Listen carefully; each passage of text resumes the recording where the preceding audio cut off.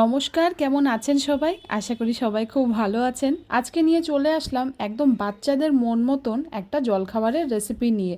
জলখাবার বলা যায়, আবার স্ন্যাক্সের রেসিপিও কিন্তু বলা যায়।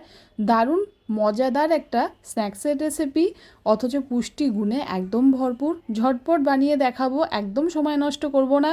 সকলের কাছে অনুরোধ রইল ভিডিওটা পুরো দেখবেন। ভালো লাগলে অবশ্যই লাইক করবেন, আর সাবস্ক্রাইব করতে কিন্তু একদমই ভুললে চলবে না। চলুন ঝটপট দেখে নিই কী কী লাগছে এখানে।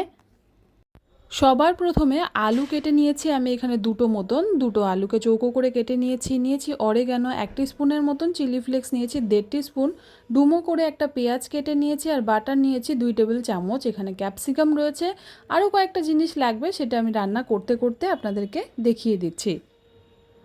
তো প্রথমে যেটা করছি, বাটারটাকে আমি এখানে কড়াইতে দিয়ে দিলাম। বাটারটা এবার একটু মেল্ট করেই নিয়েছিলাম আগে আমি মাইক্রো ওভেনে, তো সেটাকে একটু নাড়াচাড়া করে নিচ্ছি। বাটারটা একটু লালচে রং ধরতেই আমি এর মধ্যে আলুগুলোকে দিয়ে দিলাম।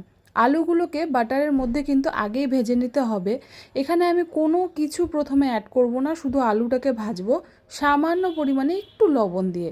খুব বেশি লবণ কিন্তু একদমই এখন দেবেন না, এটা একটা একদম শুকনো খাবার। লবণ বেশি হলে খেতে কিন্তু একদমই ভালো লাগবে না।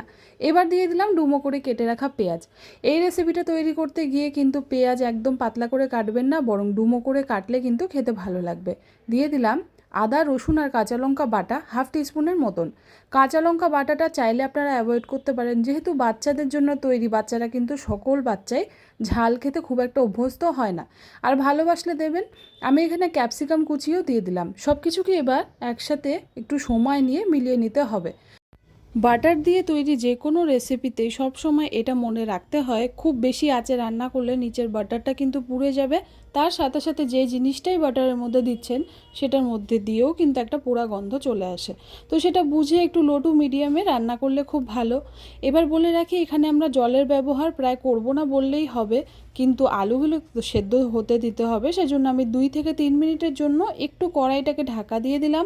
2-3 মিনিট একদম লো ফ্লেমে রান্না করতে করতে আলুগুলো দেখুন অনেকটাই কিন্তু সেদ্ধ হয়ে গিয়েছে, আর তার সাথে সাথে উপরি পাওনা একটা দারুণ সুন্দর রং কিন্তু চলে এসছে।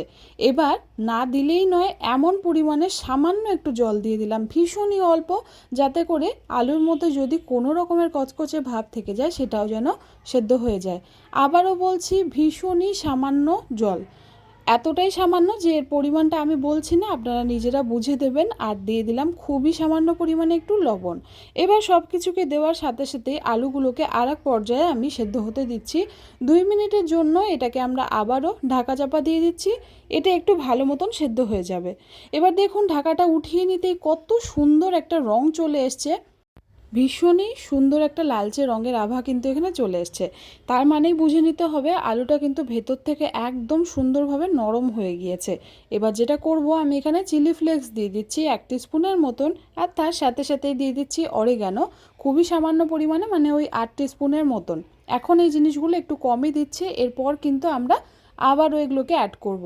আর দিয়ে দিলাম এখানে একটু বাটার বলা যায় এখানে ছোট 1 চামচের মতন হবে। আর তার সাথেই দিচ্ছি এখানে ধনেপাতা কুচি। সব কিছুকে আবারও একটু সময় নিয়ে মিলিয়ে নিতে হবে। এই পর্যায়ে আপনারা চাইলে পরে কিন্তু গ্যাসের আঁচটাকে বন্ধ করে দিতে পারেন, কেন কি আলু আমাদের একদম তৈরি হয়ে গিয়েছে। এবার শুধু এগুলোকে মেশানো বাকি রয়ে গেল। দেখুন নামিয়ে নিলাম, আর ওপর দিক থেকে আমি ছড়িয়ে দিয়েছি সামান্য পরিমাণে একটু চিলি ফ্লেক্স, আর তার সাথে সাথেই অরিগানো। কি বলবো, এই রেসিপিটা জাস্ট দুর্দান্ত লাগে। বাচ্চাদের দিলে পরে কিন্তু প্রাপ্য হিসেবে পাবেন তাদের মুখের একগাল হাসি। দারুণ একটা রেসিপি, বানিয়ে দেখুন না, খুব ভালো লাগবে। আশা করি আপনাদেরও ভালো লাগলো বন্ধুরা, যতটা আমার বানাতে ভালো লাগলো। ভালো লাগলে চ্যানেলটাকে অবশ্যই একবার সাবস্ক্রাইব করে দেবেন। ধন্যবাদ।